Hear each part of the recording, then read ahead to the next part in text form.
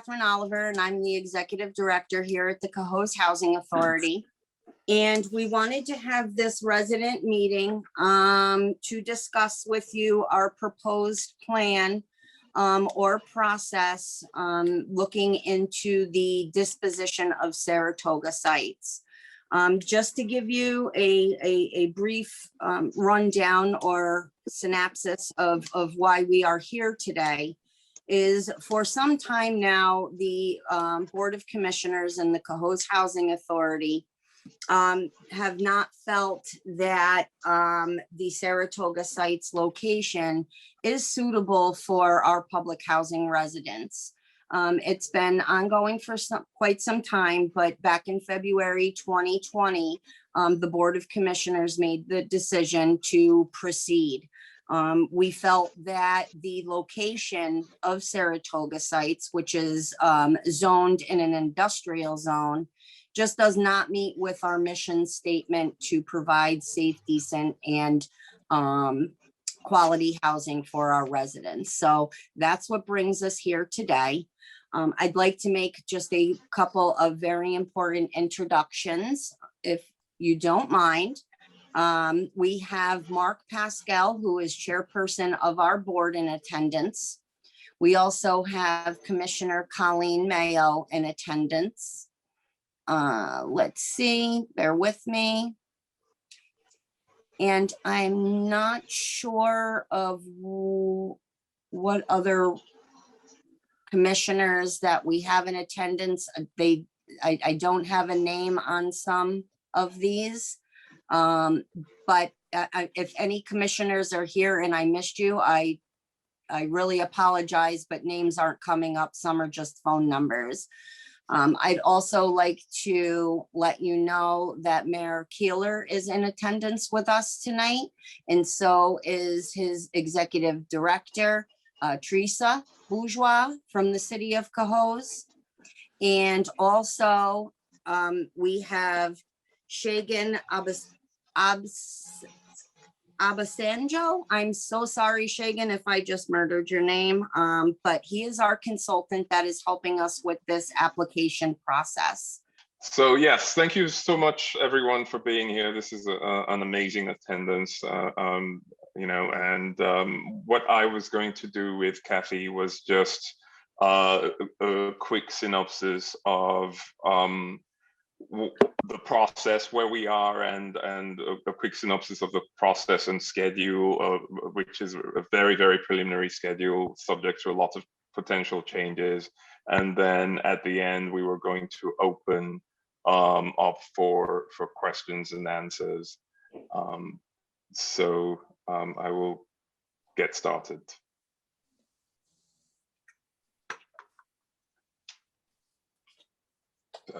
So we've done introductions. We're going to go through just very quickly the conditions of the site and what the basis is for the request to HUD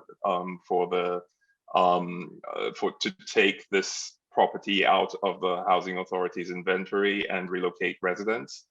We will briefly go through the main requirements of the application we plan to submit to HUD. And very briefly touch on relocation and schedule, and also what we want to make sure to note that the Housing Authority has taken consideration of the impact of COVID and will adjust plans and processes in accordance with the requirements for COVID before we then have questions and answers.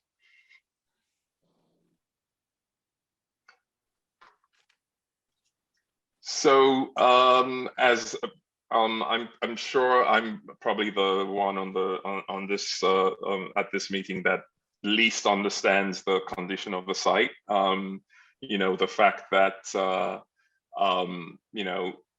the property Saratoga Sites has been located adjacent to this to Norlite and to other factors around the site that make it really not conducive for housing. And the property was built around 1962. And our understanding is that Norlite was established, we believe, at this location around 1956. We are still doing some research on the when the zoning of this area as industrial happened. But the property was the Saratoga Sites property was built in 1962. One of the ways, typically for the HUD process, one of the ways that is typical for getting HUD authorization, HUD approval to take a property out of inventory and relocate residents is if you can establish that the property is not in physically good conditions and that it would cost a lot of money basically to rehab the property. Unfortunately, the housing authority had hired a consultant to do a test to see if this property would meet that requirement, and the property is in fairly good condition and does not meet what HUD calls the obsolescence test threshold. So we cannot prove to HUD, as part of our request to take this property out of inventory, we cannot prove that it will cost too much to rehab it. So that option was not open to us as a means of getting the residents out and relocating disposing or demolishing the site.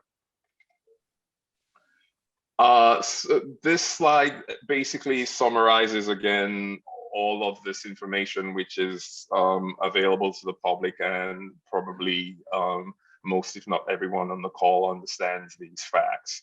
The issue is, since we cannot demonstrate obsolescence, we cannot say that the property is too expensive to maintain and to rehabilitate.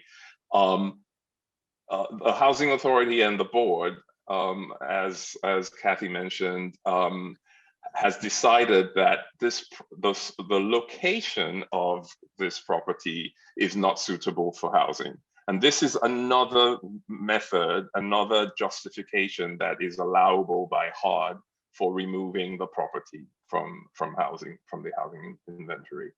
And here we are discussing some of the facts, some of the reason why we believe that in fact this property is not suitable for to house residents. A big part of that fact is Norlite and the fact that this industrial facility is right next door and houses a lot of hazardous substances and expunges a lot of potentially hazardous substances into the atmosphere around it. We've listed some of the recent facts related to Norlite here. The fact that there was recently in January a fire at the facility, a recent study that indicates that there might be some volcanic-like, glass-like substances being spewed into the environment from the site. And the fact that the property has a history of violations that, if you go to the DEC website, you can see that, this goes back to really the 90s that there have been violations at the site. But apart from Norlite, which is obviously the 800-pound gorilla for the argument, there are other reasons why the site is not suitable for housing. The housing authority's consultant did a noise study and found that the noise level was above the acceptable standard, even though it was below the threshold that is typically considered unacceptable and requiring significant mitigation and to reduce the noise. Secondly, part of the project is actually in a floodway. And when a project is in a floodway, HUD actually will not provide funding to maintain and to maintain the part of the property that is in the floodway. And thirdly, as Kathy also mentioned, the site this property is in an area that is now zoned for industrial uses. And if that site were vacant today, you could never put housing at this location.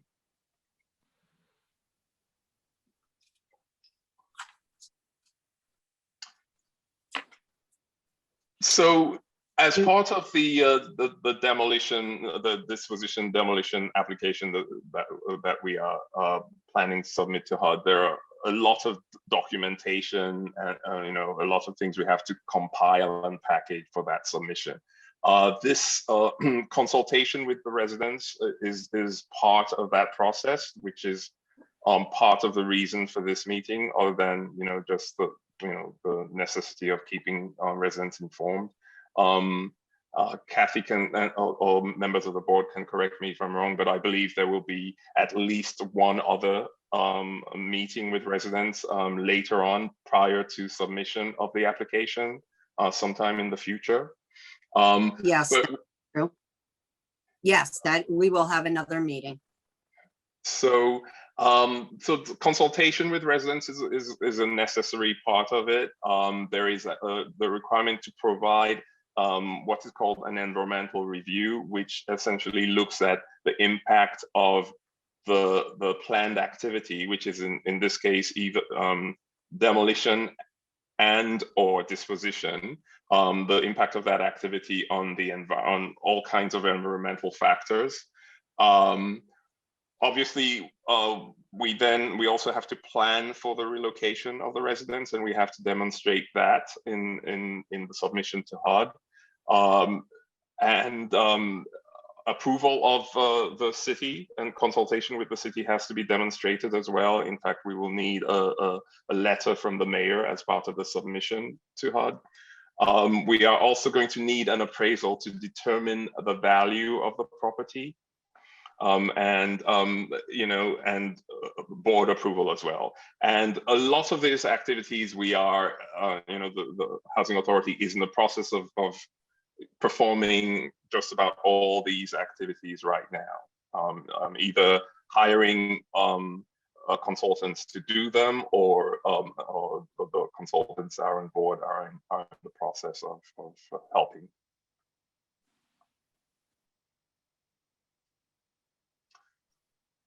So this is just a very high level, excuse me, summary of the general approach that the Housing Authority intends to take. Obviously, one of the most important aspects of this whole process that residents would care to know about is what happens to me, where am I going to end up, what resources are you going to have for relocating. I should mention that as part of the application and approval process, if everything goes according to plan, HUD, the Housing Authority, will seek housing choice vouchers to help with the relocation of residents. So those vouchers are called tenant protection vouchers. And once HUD approves the submission, the Housing Authority will have the opportunity to apply for those vouchers, which would then be used as the primary resource for relocating residents. Now, there are many protections for residents as part of this process. I mean, there will be, once the HUD has approved, apart from the consultation we mentioned earlier, once HUD has approved the demolition disposition application, the Housing Authority has to follow a procedure before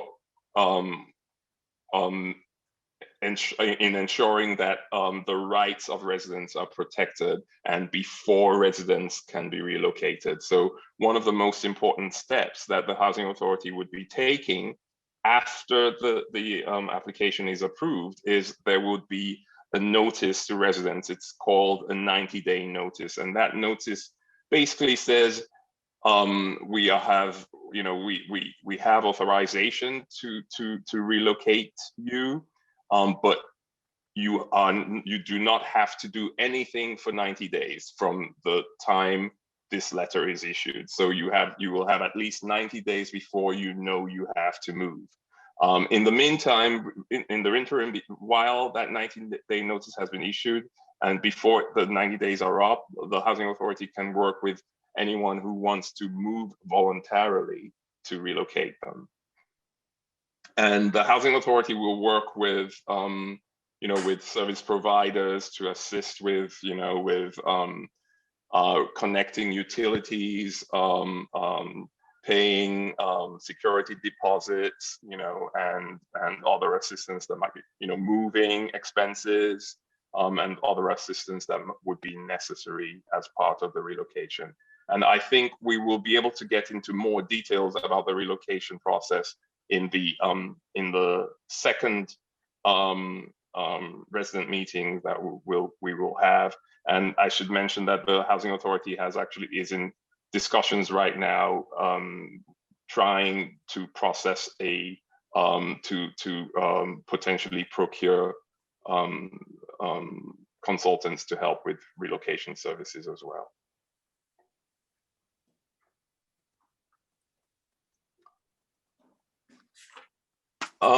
So this is very much a preliminary schedule that we have. I want to emphasize that it is very, very much subject to change. There are lots of moving parts to this process. One of the primary items we are working on right now is this environmental review that I mentioned earlier. And that has to be completed before the submission of the application to HUD. So what we have here is very much a preliminary schedule looking at a potential submission of the application to HUD in August, but prior to that, we would have we would complete the environmental review and hold a second resident meeting. And also, of course, there would be the board approval and other pieces to the application as well. And given this timeline, the earliest that the relocation would probably begin would be February of next year. Again, I want to emphasize that this is very much preliminary and subject to change. And obviously, the Housing Authority will be keeping residents informed using all kinds of modalities, including notices on the Housing Authority website, and all kinds of means to make sure that the residents are informed and consulted all through the way, and you're notified as things change.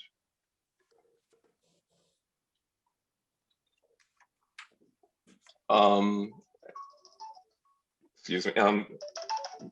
Kathy, do you want to take over? I've spoken probably more than I should. Yes, I know, and I'd like to add, you did a fantastic job, so thank you very much. Okay. Yes, as far as the COVID-19 impacts go, we will make sure that we institute practices, we comply with all social distancing guidelines, and contactless processing. We will make sure that we're wearing masks, gloves, and attire for staff, and any vendors that is applicable. So we will be taking all of those COVID-19 safety precautions during this time. And of course, they are also subject to change as time is going on. But, safety first, we will make sure that we adhere by all of those guidelines. Any residents that suffer loss of job or income will have their rent adjusted. And those payments will apply when they move to another public housing unit and or Section 8. And by Section 8, we mean tenant protection vouchers under this application. All right, what we will do is before we open it up for questions and answers, I would just like to reiterate on the part of relocation. I have heard over the past couple of weeks, I know that you're going to hear rumors. There's a lot of rumors going around. And I just want you to know we are going to keep you informed. We are going to keep you up to date on what we are doing. So please, if you have any questions, you're always welcome to call the office. We are not going to abandon any residents. This is a process. We are going to be with you. We are going to advise you. We are going to support you during this entire process. I don't want anybody to think that they, to panic, that they think they're going to be displaced. Anything along those lines, we will have a plan. And we will make sure that we have experts helping us in that area. So I am going to open it up to questions, and we will answer your questions to the best of our ability. I just ask that you please just one at a time. So let me unmute everyone here.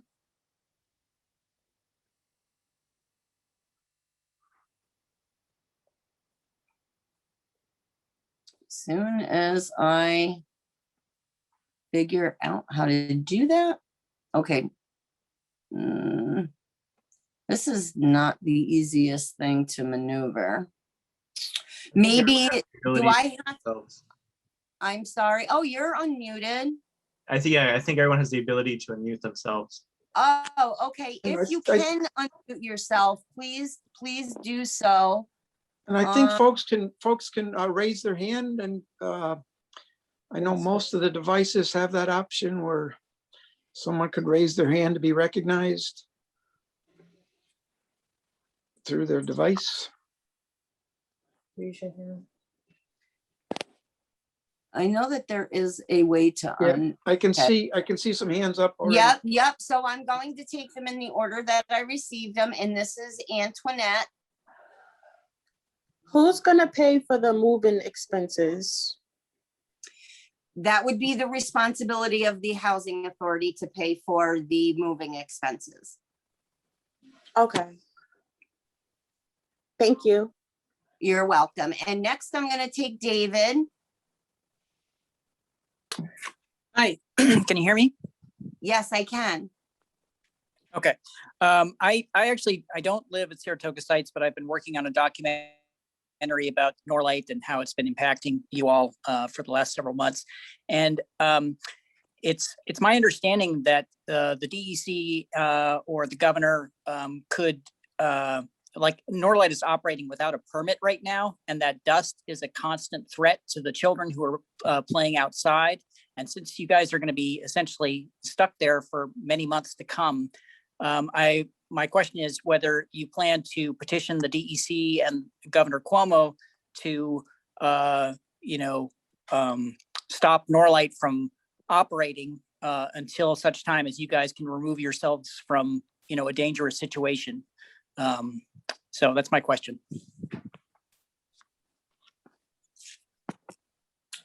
Well, Mark, I'm not sure if you want to assist me in this one. Our application is going to be based on the location, yes, but as far as their permits, what is your thought on that, Mark?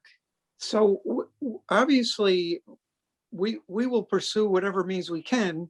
And just to state the obvious, this is clearly a quality of life issue, and our intent is to cease operations and remove people as quickly as we can. Now, how long is that going to take?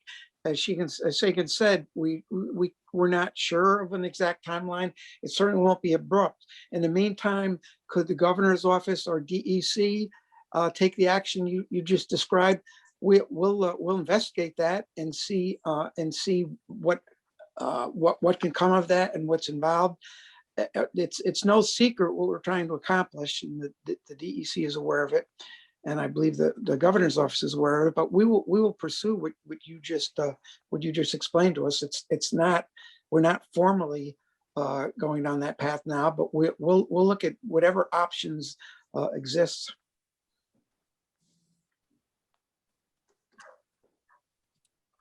Okay. Does anybody else have a question? Let's see. All right. Is it Malaysia? Malaysia, are you there?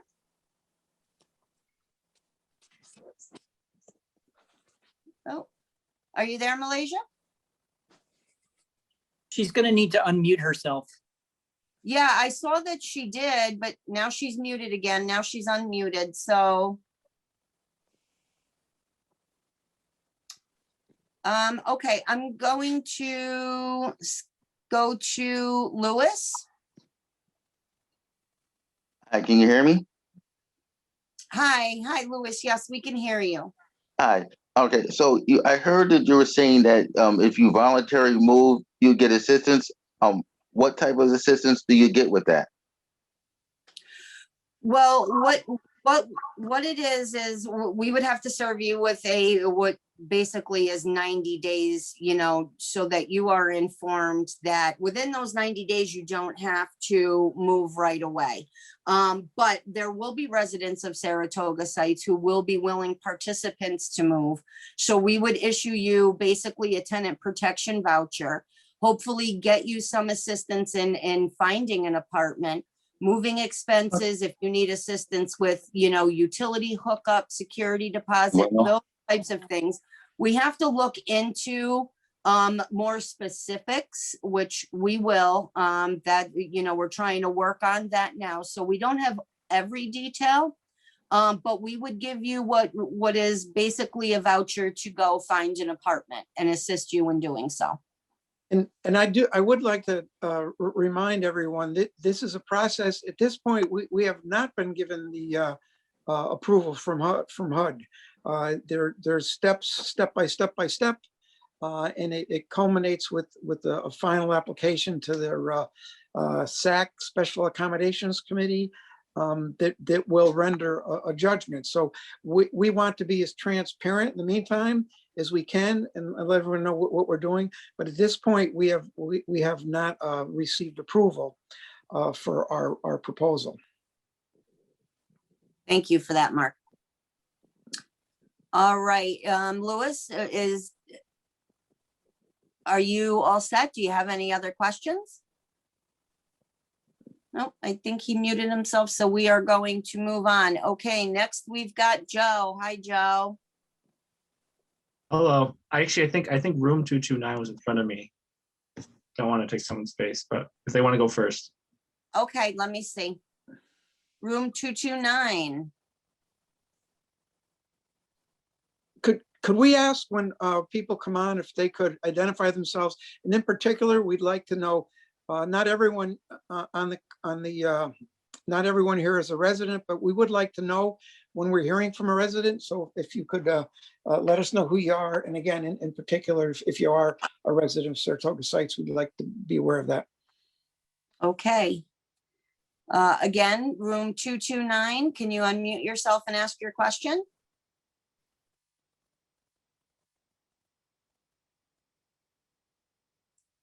Okay, Joe, I'm gonna go back to you real quick, and Okay. then we'll go back to room 229. We also have a couple of others as well, so. All right, great. Yeah, so I just have a few, well, I always have a few questions and some statements. First, I'll start with you guys, Housing Authority. First off, so the Housing Authority is still currently, required to fill the vacancies that are in Saratoga Sites per HUD parameters? That is correct. Okay. And I've confirmed that with them, yes. Okay, great. And when the process goes along, when does that begin to no longer occur? Like halfway through the process or quarter way through? And it won't happen until we receive the approval from HUD. Okay. But Joe, Um, anytime, I think that's a good question, and not to interrupt you, but to emphasize that, and if we were to fill a vacancy, we would be absolutely sure that anyone interested in Saratoga Sites knows what's going on, knows what we're pursuing now, and we want them to obviously be aware. So we wouldn't we would be sure anyone coming in had a full understanding of what was going on. And I would hope that sooner rather than later we would be given permission from HUD not to fill vacancies, but we haven't received that yet. Yeah, great. And just to put it out there, I live at Saratoga Sites, so answer your question. Okay, great. My next question is, well, this one's more of actually a question. There's a lot of people at Saratoga Sites, who obviously have disabilities, where moving is actually quite difficult. And I was just, maybe this is a question that should be answered later on, but does like hiring professional movers include the cost of moving, or is that something that you'd have to pay out of pocket? I don't know the specific answer to that question, but I would assume that if we do have a disabled resident, that hiring somebody to move them would be part of that. It would be more like a reasonable accommodation type situation as well.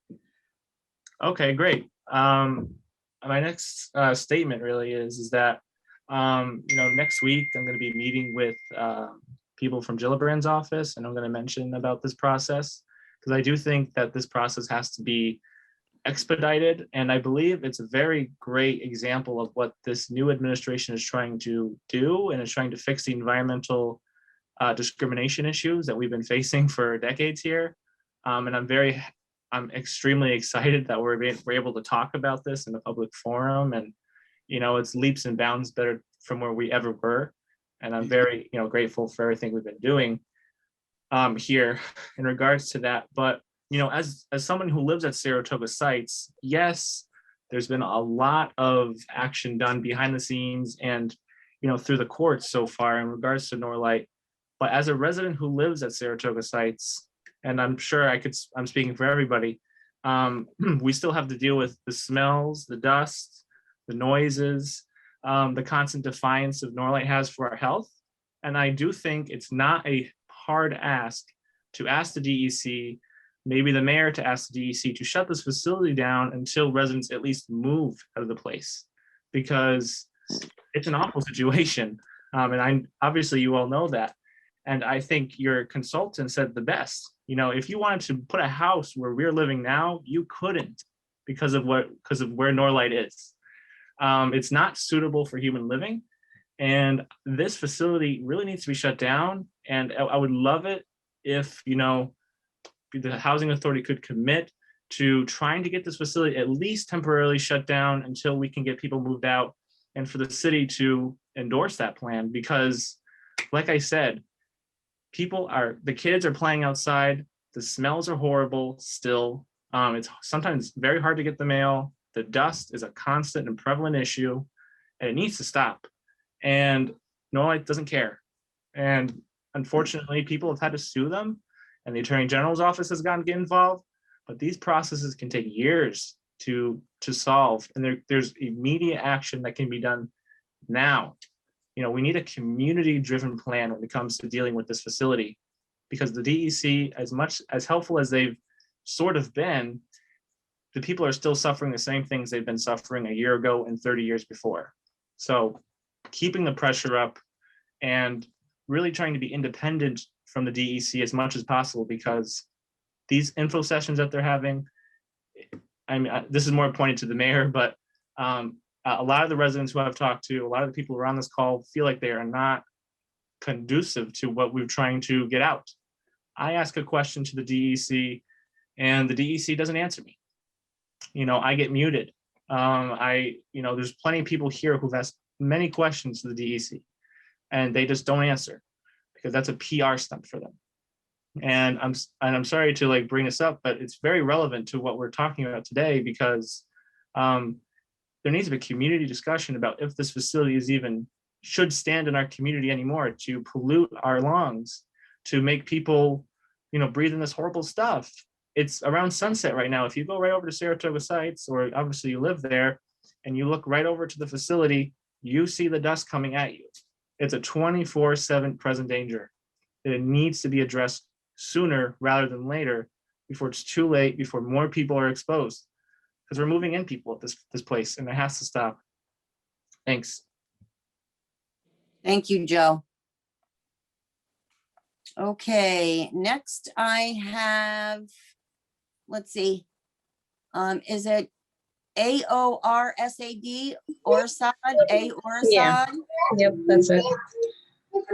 Hi, I am a resident here at the Saratoga Sites, and my question was for the residents that are not on Section 8, how is that process going to go? Are they going to be relocated to a different housing authority here in Cohoes or somewhere else? Or that part is just a little confusing to me. If you can Well, what it is they're special vouchers that we would receive once we receive approval. It's a special vouchers that they would give us, one for each family that qualifies down at Saratoga Sites. And I believe with these vouchers, and maybe Shagan, you can just make sure I'm correct in this, because it is a special situation, it is a special application that we are filing for. Families would then be able to take that voucher and either stay in Cohoes or go to surrounding cities. If not, pretty much, I believe, anywhere in the United States, correct? I Correct, believe Shagan? that is correct. Yes. So it's a special voucher that you can take to find an apartment, whether it be Cohoes, Waterville, Troy, Albany, Virginia, wherever you'd like, because of the special situation that it was given in. Okay, thank you. You're welcome. All right, next we have, let's see, Galaxy S9. I'm not sure who that is.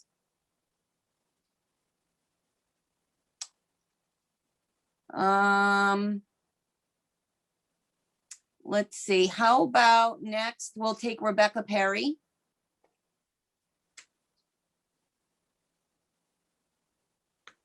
Hi, Rebecca, you would need to unmute your phone.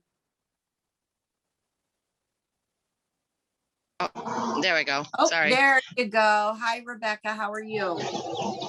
Hi, good cats. The only question I have is, do you know the time frame that they're giving you guys, like, so we know kind of like a rough estimate, like, is it going to be a year, 2 years, you know? Yeah, we're not sure. We're putting together, like Shagan had explained, we're putting together this application. It's got a lot of moving parts to it. Part of that being the environmental review. A lot of it is documentation from the housing authority. There's some proposals that we have to get on costs. So there's a lot of moving parts to it. So, and then again, you know, we plan on having another resident meeting. It would need, you know, support from the city. Also need to have board approval on that before the application is submitted. Then it could take approximately 90 days, I believe, for HUD to even give us their decision. So at the very least, the way that we're looking at, you know, could be from 6 to 9 months, possibly a year through the whole process, but there's no definitive guideline or timeline for it.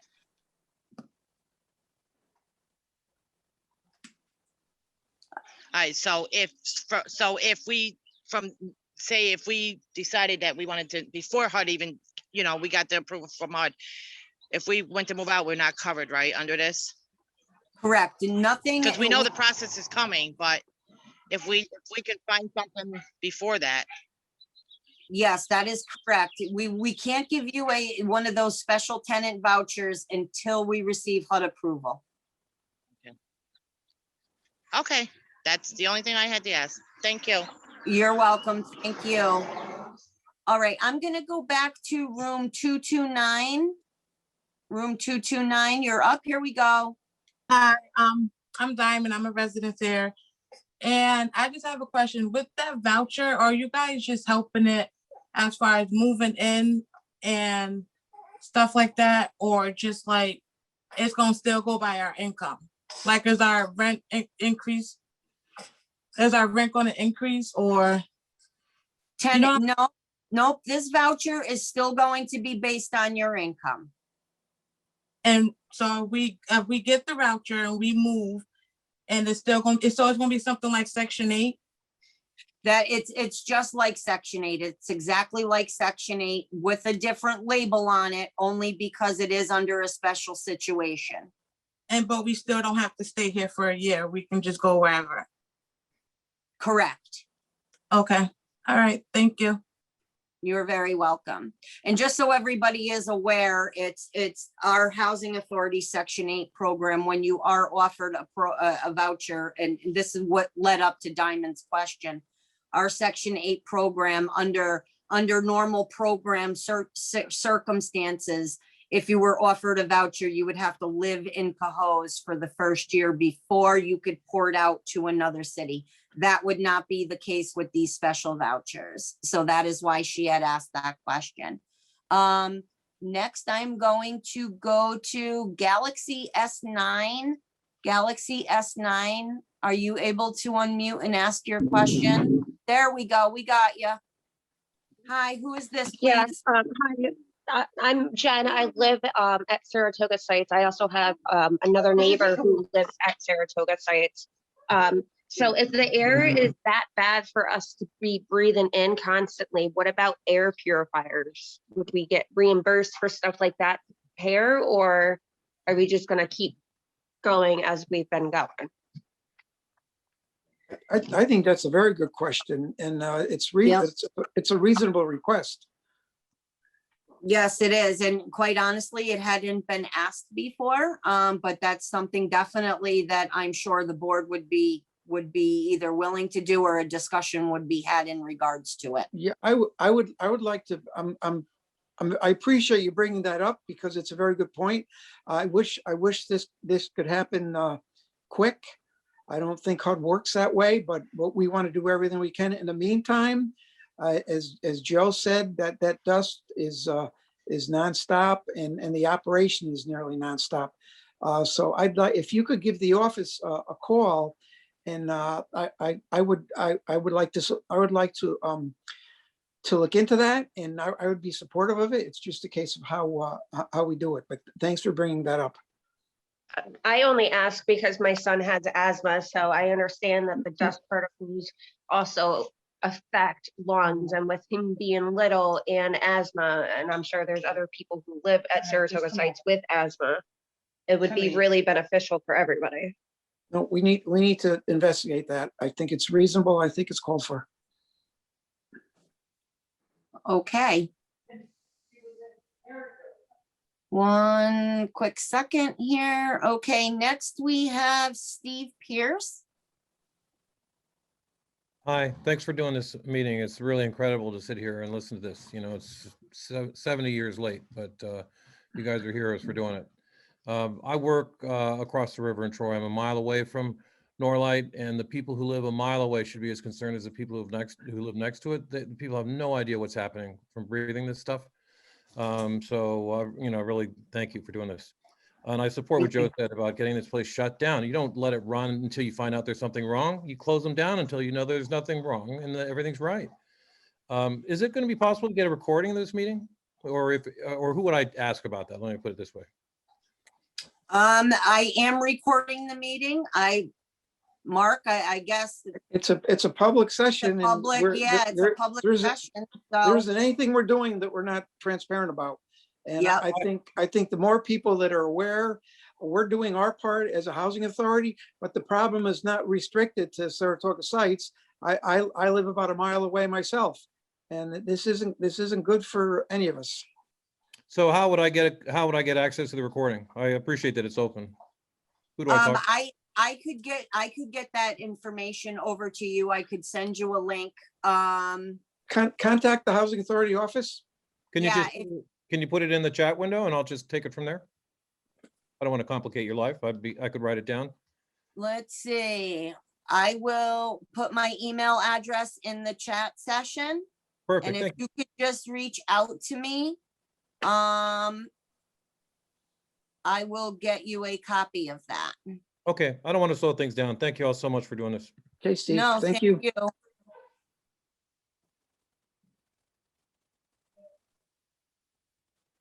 Okay, let's see. Who do we have next? Philip Oswald? Yes, hi, good evening, everyone. I am not a resident of Saratoga Sites, but I am an attorney who represents several. And, at first, I just wanted to echo, Steve's gratitude. I think this was an excellent session, very well done, with straightforward and meaningful information and answers, which is volumes above what I've seen from the DEC. But I have a very specific question that a lot of people have asked me about, which is what kind of resources or assistance will be made available to tenants in actually locating other places to live from either the housing authority or HUD. Will there be any help in that respect? And thank you. Well, what we plan on doing is, of course, more discussions need to be had with the board. But what the process that I have begun with Shagan, our consultant, is we did have an introductory meeting with a gentleman who does, and this is his living. This is what he does. He is an expert in relocating residents in for all different types of reasons, whether it would be redevelopment, those types of situations. And once I've had the opportunity to speak more with the board in regards to it, we have a board meeting next week. It's the possibility of hiring a consultant to help us with those relocation services. Now, I know that should we go that direction, they do provide assistance with knowing the area to be able to help residents actually find apartments that are available. And Phil, we do recognize a responsibility and a moral responsibility to help families, and they won't be left on their own. We recognize that families will need assistance and support, and we commit to providing that as best we can. Thank you, guys. Thank you. All right, Joe, did you have more? Okay, go ahead. I did, thank you. I just had a quick question, two questions. So if people are given a Section 8 voucher, obviously it's a special voucher, but that housing unit that they apply to or they ask still has to accept that voucher? Like a Section 8? Yes. Okay, great. And I just didn't know how easy or hard it was because, a lot of, I won't say a lot, but there's a good amount of Section 8 housing that is, obviously not really well run. And I was wondering if the housing authority and the city of Cohoes could work with, the new buildings being constructed, a lot of the different, maybe not luxury apartments, but apartments that are astronomically in price. If they could start accepting some people too, because there's a lot of housing in Cohoes, but there's most of it's well out of reach for where people can accept. And I know this depends on the private homeowner, but it would just be great if we could see places like the lofts and places, like on the island, with beautiful apartments being built to accept people, because I think everyone deserves quality housing, not just, some, I'm not, this is an exaggeration, but not like a rat infested place like I know some people live in. Because everyone deserves quality housing, no matter how much. I understand what you're saying, Joe, but yes, it would have to be up to the particular landlord to accept basically what HUD considers the fair market rent on an apartment or their maximum rent levels.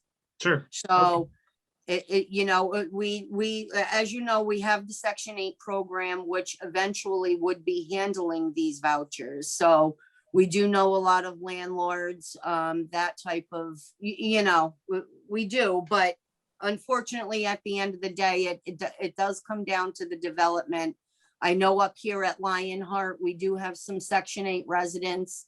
So it really comes down to the property owner. Yeah. And if they will accept rent within HUD's guidelines.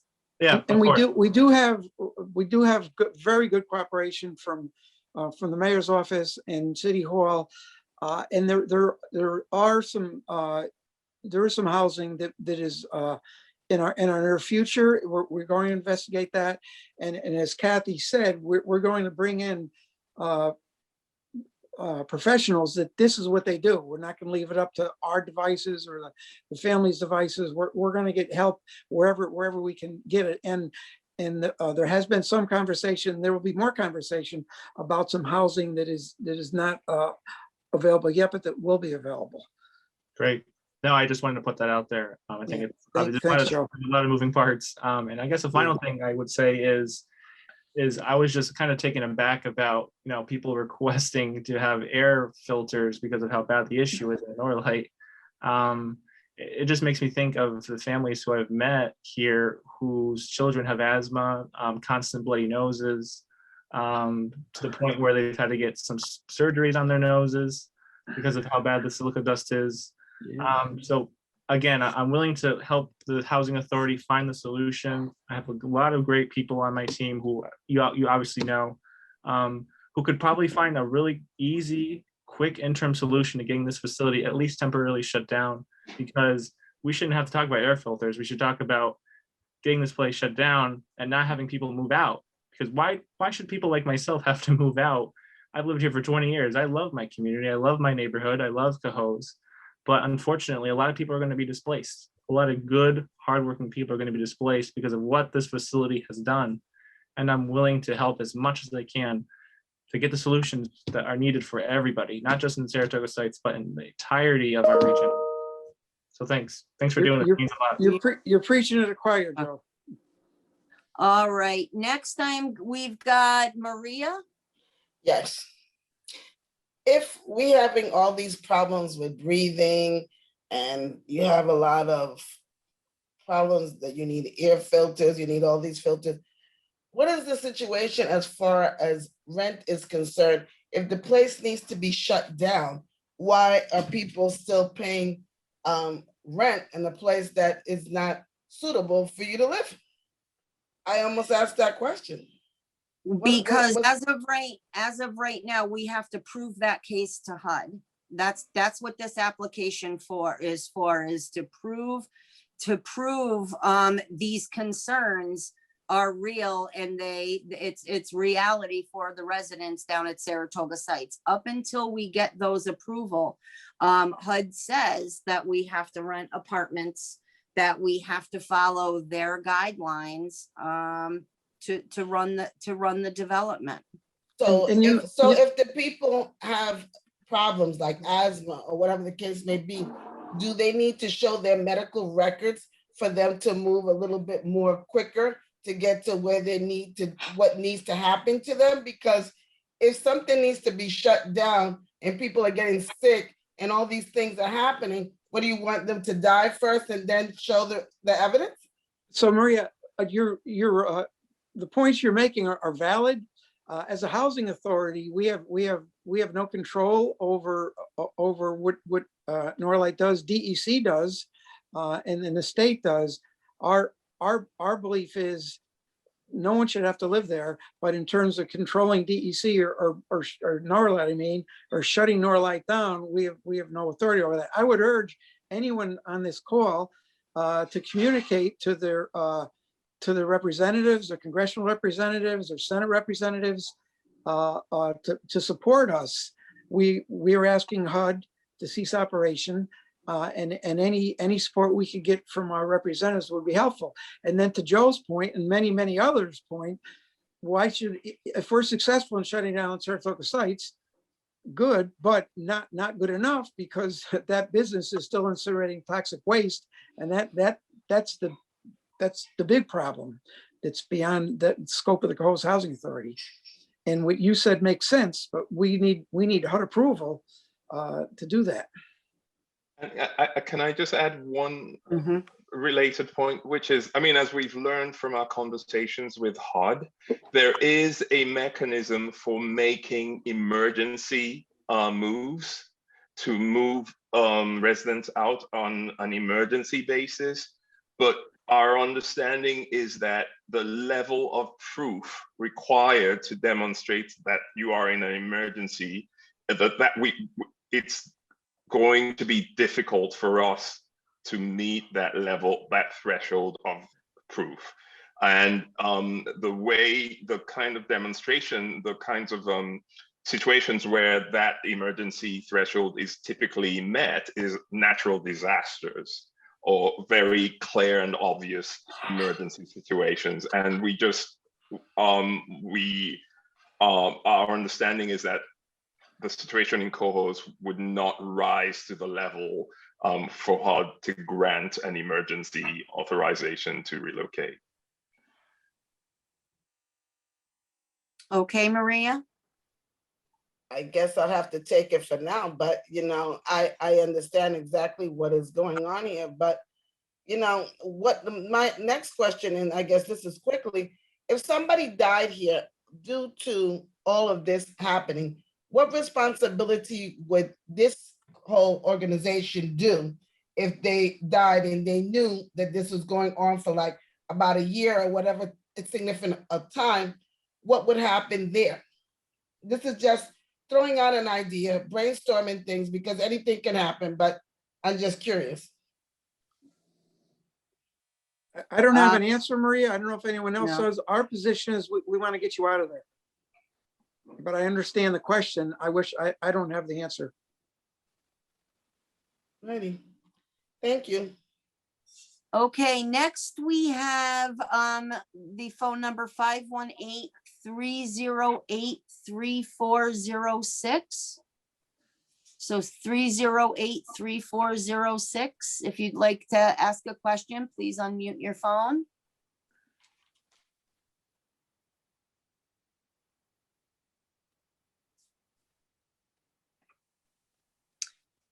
Okay, I'm going to move on. I'll go back in one moment, but I'll move on to Jennifer Malinowski.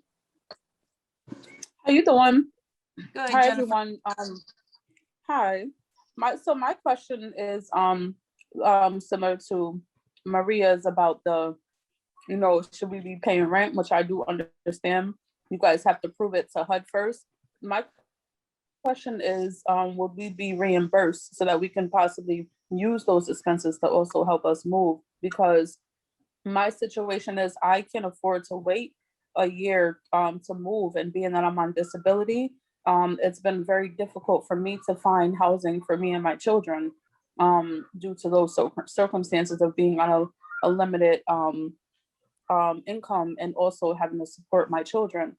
So, I know for some people, we can't afford to move or wait that long. But would there be like any reimbursement to help out with that if people have to move before that year?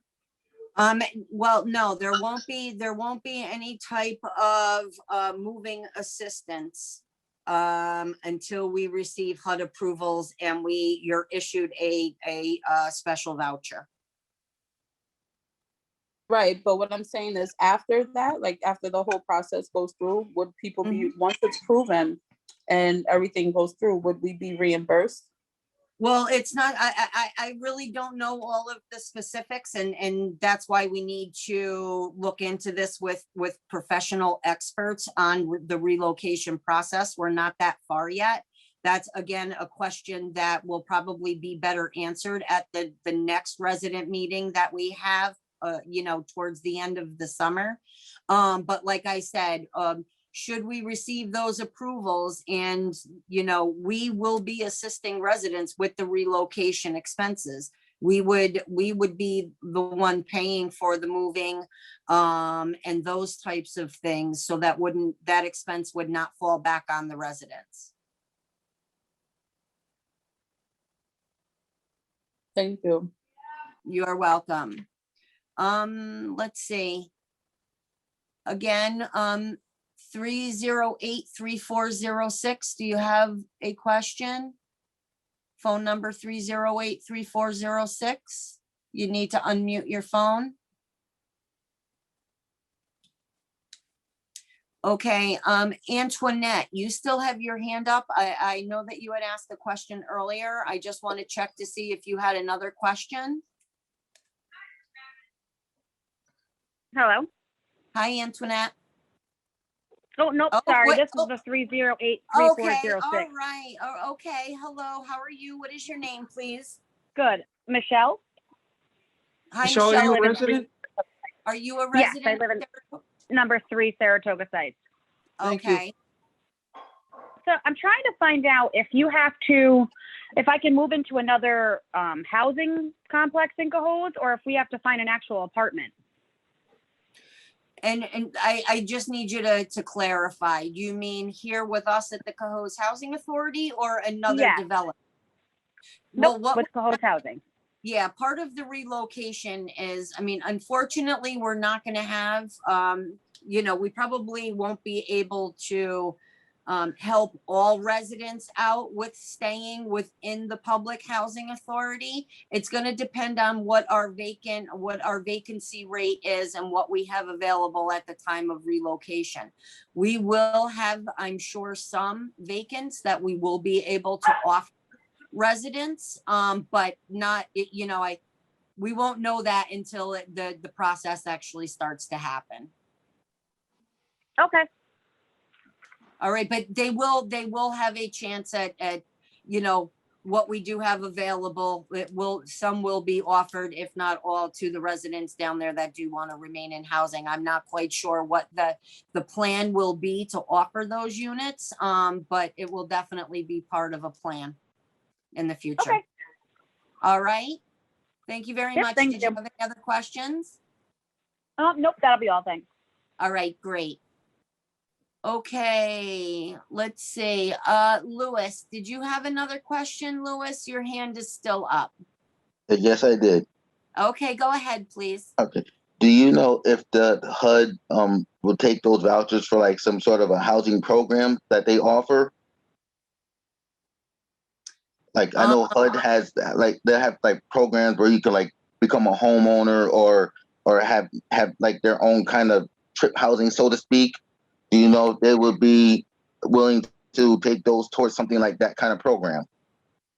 Well, but what will happen is, yeah, I mean, they are a special voucher that will be given, but essentially you'll be part of our Section 8 program. So I believe, I don't see why, I'm not 100% sure, because I don't have all the answers, but I'm going to assume that once you are part of the Section 8 program in Cohoes, you will be allowed to participate in either our family self-sufficiency program and or our home ownership program. I don't see why you wouldn't be able to. Okay, thank you. You're very welcome. Next, we have Galaxy S9. Galaxy S9. Just to follow somebody's question about, I think it was Rebecca's question. So if HUD does approve the whole process, then do we stop paying rent and save, or do we continue to pay rent until the day that we are able to move out? That I do not know. I don't have all the specifics, what will transpire after the approval. That's part of our process to look into as well. I do not have that answer today. That's a fair question, and we'll try to get an answer. Okay, let's see. Next, Malaysia. Did you have a question, Malaysia? Yes, can you hear me now? I can hear you now. Welcome. Oh, okay. Hi. I have a question. Yeah, I'm a resident at Saratoga Sites. I live in 21. And I understand what you guys are saying, like it's your job, this, that, and the third. But if you guys were aware that Norlite was doing this for years, and when do HUD get held accountable? Because you're moving families in here saying that, oh, HUD is telling us that we have to keep putting people in, but you're not telling us, oh, by the way, there's a industrial, whatever, burning toxic waste. Nobody told me this. I only been here for 2 years. So I heard somebody say they've been living here for 20 years. So if this been going on for so long, when do HUD get held accountable for still putting people down here? Yes, it's a business, I understand that, but at some point in time, like, somebody needs to be held accountable, because yes, they're wrong for doing whatever, but HUD is also wrong for allowing people to continue to move down here, knowing, like, just for instance, I just seen a few people moving in. You're letting people move in when you know that they're gonna have to move out. Like, you're letting people get comfortable, unpacking their homes, doing all this extra stuff to turn around and have to move right back out because you were gonna get a housing voucher. Like, that's not right. Well, I will tell you, Malaysia, and I understand your frustration. We all do. But I will let you know that any new residents that do move into Saratoga Sites are being apprised of the situation that the Housing Authority is, what we're proposing to do. They are given this information, and believe it or not, we still receive requests from people to move into Saratoga Sites. Yes, and another thing, it's all over the news. Like, I was here for like a year before I had an attorney drop a paper off at my door saying that they were trying to get the people over here to I don't know what was going on, but I was here for a year and I'm like, whoa, like, okay, like, it just comes as a shock because I wasn't aware. Nobody from the office told me, and I only been living here for 2 years. So yeah, you're informing the people now, but why is HUD making it, oh, you have to go through a process? This is something that needs to be like immediate. Like, it's all over the news. So HUD knows what's going on. So why is it such a long process? Why we have to wait a year, this, that, and the third? Like, why is it such a long process? I can't answer that question, Malaysia. I wish I could for you. It's all of the red tape that the Housing Authority has to go through. But we do feel for you. We really do, and that's why we're taking the paths that we are.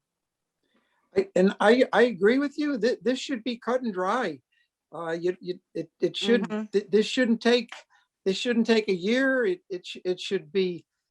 It's very easy to understand. You've got a business in your backyard whose business is incineration of toxic waste. That's not complicated to understand. You shouldn't be there, but we're doing what we can. Again, I would urge people to communicate with their congressional representatives, their Senate representatives, to be supportive and try to move this along through HUD. As quick as possible. I don't think it's complicated.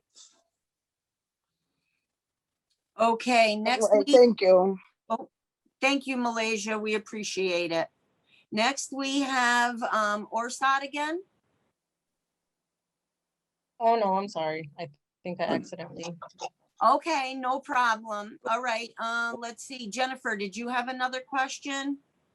Yeah, mine was in reference to Louis of speaking about the rent to own situation, because it is like I'm having an issue of finding a place. I need a 4 or 5 bedroom.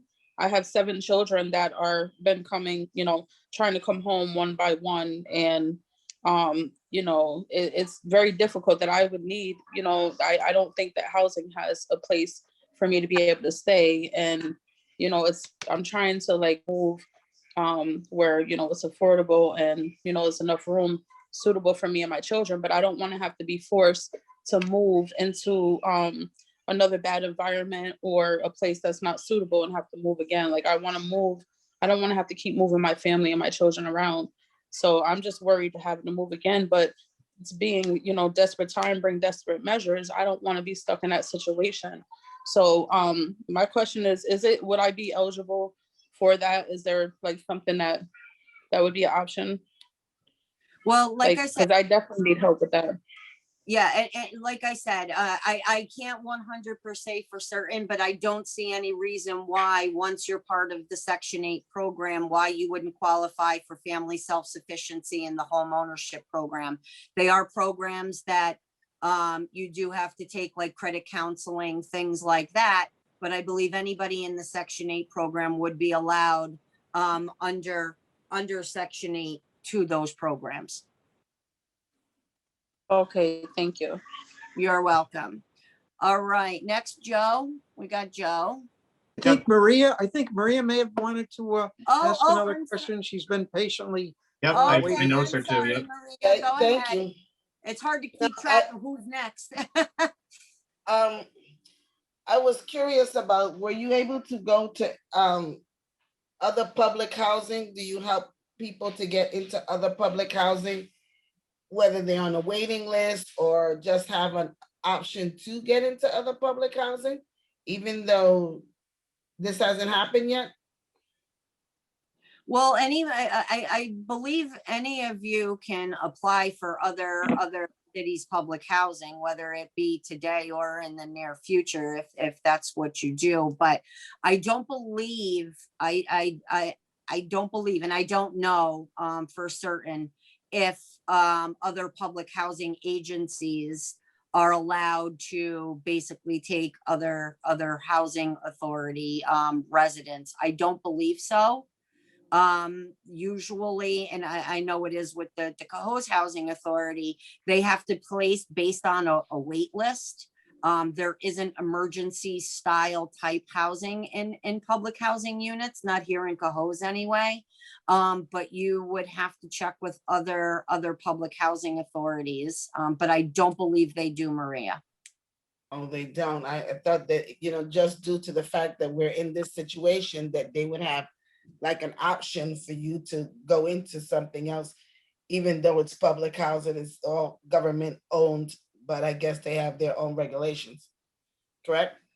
Yes, well, I mean, they have their own procedures that they do follow. HUD, they do have to follow HUD guidelines, but there are certain areas of those guidelines that the Public Housing Authority can make specific to their housing authority.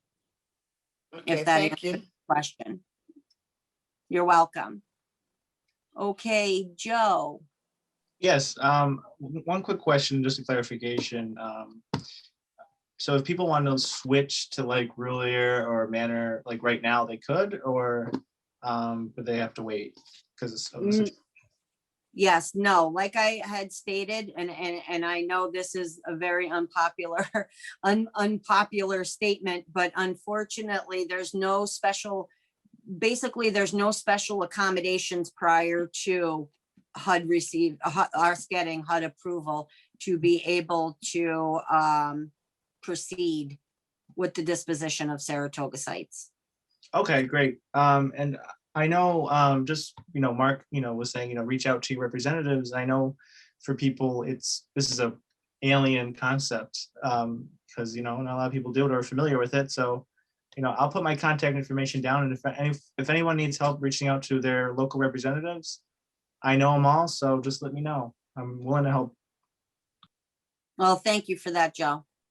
Thanks, Joe. Okay, and anybody else have any questions? Otherwise, I think we're. Oh, hello, Everett here. Hello. Oh, hi, Everett. Yeah, can I mention a couple things real quick, please? Sure. You can hear me good? Yes, I can. Okay. Oh, yeah, I have to say I'm a resident, right? Short and sweet in the beginning. I was forced to move once. I'm not a happy camper. I'm a displaced person, and I don't want to be displaced again. I am not a happy camper about it. Okay, now my points are this. If I saw in the news a few weeks ago, if I hope my memory works good now, the Texas legislature passed a law. This is if the news person got it right. The Texas legislature passed a law. No kiln will be placed within 50 miles of a residence. Again, no kiln will be placed within 50 miles of a residence.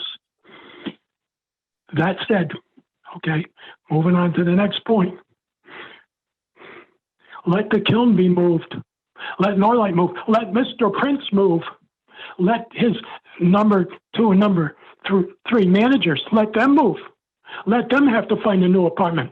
Let them have to go through all this rigmarole. Let them be displaced, right? Let them have to. They're the ones that are responsible for all of this. Let them take the responsibility. Excuse me for living. Let them take the responsibility. Move that kiln, move that Norlite to someplace that's 50 miles not near a residence, right? Next point. I want to get this quick. I want to get this done. Oh, and guess who will give them tax breaks to do it? Guess who will be falling all over them like they do businesses to give them tax breaks to do it? Give them that 5-year, percentages, so much they don't have to pay. Oh, because you had to move it. Oh, and by the way, if people are going to tell me, oh, you can't move the Frankenstacks. Oh, you can't move the Frankenstacks. Well, excuse me. And I'm going to date myself here. You can all look it up. All right. Well, there's two things. I remember when they were building one of those big reservoirs in China recently, of which they've done 2 or 3 or 4. There was a very historic Buddhist temple they had to move, and carefully because it was very old. Well, they moved it. Okay, they got it done. Okay, they got it done. They got it done in time too, and it was quite an expense, but they did it. And meanwhile, the main historical thing I wanted to mention is this. When they built the Aswan High Dam in Egypt years ago, I was a kid. They built the Aswan Dam project in Egypt so that now it wouldn't flood anymore, and then they could have water and irrigation and be modernized and have electricity from it. There were some statues of some pharaoh that were huge. They were very tall. They would show you a picture of a person standing next to it. The person would be, minuscule compared to the size. There were 4 of these statues. They were huge, massive, hewn out of stone. They cut them out of that rock and they moved it. Of course, unfortunately, people donated. They got money from the UN, right? But they moved those statues because they wanted them for the tourists. Okay, they wanted them for the tourists, right? They didn't want to drown them in the Aswan Lake. Okay, the man-made Aswan Lake. So if anybody tells me they can't move the Frankenstacks, Evergreen says they can move those Frankenstacks, and they can move them and not me, because I'm sick of this. And I don't want to be moved again against my will, ever again. Thank you very much. I'm going to code out now before I start talking words that I'll regret I said. Thank you very much. Oh, boy. Well, if Everett's still on, I'm very sorry, Everett. I truly am. I truly am. Many of you know this, but in case any don't, Norlite's permits are up or will be up soon, and the DEC now will be making decisions on whether Norlite is allowed to continue to incinerate toxic waste, and they're having hearings. I've been to a couple. I agree with Joe. I'm not sure how productive they were, but that's a Norlite judgment, or excuse me, a DEC judgment as to whether Norlite can continue to do what they do. All right, next we have Malaysia. Yes, I just have like a quick, simple little question because it's about the vouchers. You said that they were like basically it's under a different name, but it's basically like Section 8. So even after you move, you will still have that leniency to that the same thing that you would have for Section 8. Like if you live there, you can move with your voucher and move somewhere else. Is it literally the same thing or just a different name, or is it just like a one-time movement voucher? No, what ends up happening is it's called a tenant protection voucher, which you get under these special circumstances, but then you become a part of the Section 8 program. Okay, yes, that's what I wanted to know. Thank you. You're welcome. All right, next, Jennifer. Hi, how y'all doing? I don't have a question, but I just wanted to say that I feel Everett's pain because, he's an older gentleman and there's been people that have been here for years, and things like that. And I know they're angry, at the situation. Understandable. It's understandable. To have to sit here and wait longer, and still prolong the situation, knowing that it's very disturbing for everyone, even for me. And I've only been here since I think 2013 or 14. So, for somebody to have to do that, I just think that the way how it's being handled, I feel like they're not moving quick enough. And it's obviously there's evidence of the situation, so if there is any way to speed the process, I just pray that, it's able to be done, because there is people being impacted by this in so many ways, mentally, physically, emotionally. So, it's just not okay, for We're anyone. trying our best, Jennifer. We're trying our best. These are all. people's Thank you. lives. These are children, these are families, and it's not right. All right, Joe? Yeah, just one more thing. I think Everett really, his pain and just is what everyone feels. And there's stuff that can be done right now that people can do. You can call the mayor's office, DEC, tell them how you feel. They want to hear from you. Tell them that you want this facility shut down. Tell them it's a shame that you have to move while this multinational company gets to stay where it stays. It's a shame, but tell them that, because they're planning on keeping this facility running. And that's the truth. But if more people come out and say, you want this facility shut down, they'll listen. It's the truth. And I just want to say that because I've lived in this community my whole life. I would hate for it to be taken away from me like that, like this. I've gone through all the schools. I've played band, soccer, clubs. I've dedicated my whole life to this community. This facility should not have that right to take it away from me. And it should not take it away from you. And you need to tell the mayor, your common council member, McDonald, DEC, anyone you can, that this is your life and you don't want to take it away from you. There's power in numbers. Power in numbers. Okay, I don't see anybody else having any other questions. So with that, like I said, we will keep you up to date on how things are going.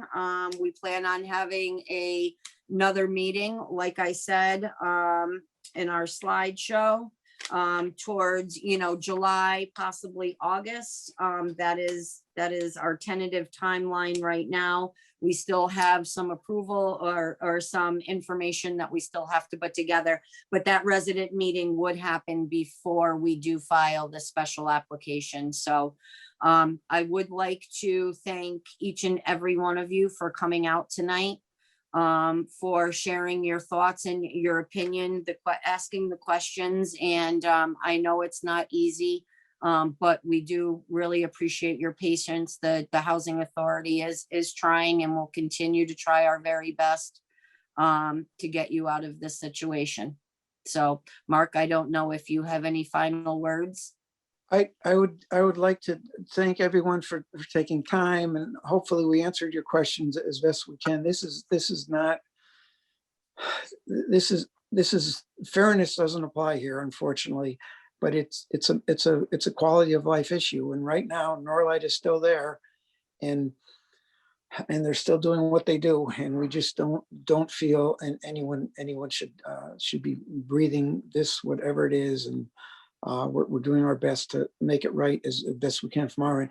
Kathy, could I ask you to hang on? I don't know if if he's still with us or not. But Miss Kathy, Everett forgot something. Can I mention one other thing real quick, please, about air filters or air purifiers, please? Go ahead, Everett. Yeah. When Danielle had the meeting, God bless Danielle for getting things going around here. Danielle Cancer there. There was a lawyer at the meeting, Mr. Dubois-Ajian, who I think grew up here in Cohoes. And I happened to mention to him, I said, about air purifiers. I said, I don't need one of those upper middle class air purifiers now that clears out the 98, 99%, and then you have to buy those HEPA filters, replace the filters too. I said, just give me one that does 92, 95%. Just give me one of those ones that, you slide the thing out, you rinse it off under the faucet, you slide the little metal tray with the fins in it back in again, and you just have to do that. You don't have to be, tied down to replacing those filters, every few months, et cetera, they're probably costly. Just one of the, I don't even think they even make one like that anymore, but they used to about 15, 17 years ago. They used to make one, one company did. You slide the little tray out, rinse it off, slide it back in. Okay. And they did a pretty good job. They just weren't, 99% like those very expensive ones. They want to sell them out to people for $600-800. Yeah, they're $600 on sale. I saw them the other day online. But anyways, I just wanted to mention that very quickly. Thank you very much. I'm going to shut up and go out. Thank you. Thank you, Thanks, Everett. I don't know. So you want myself and Shagan to stick around, Mark, after the If you meeting? could, just very briefly, quick question. Okay. All right, everyone. So that concludes our resident meeting. And again, you will receive a notice for our next meeting in the near future. But again, I thank you all for joining us tonight. So thank you.